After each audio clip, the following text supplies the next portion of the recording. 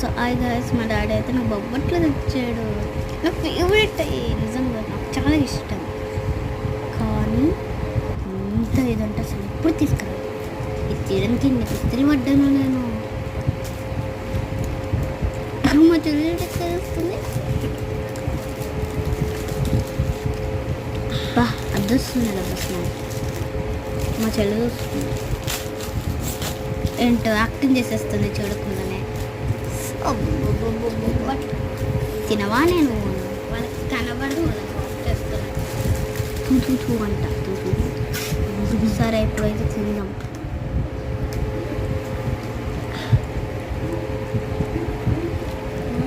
okay, ఎంత super ఉన్నాయంటే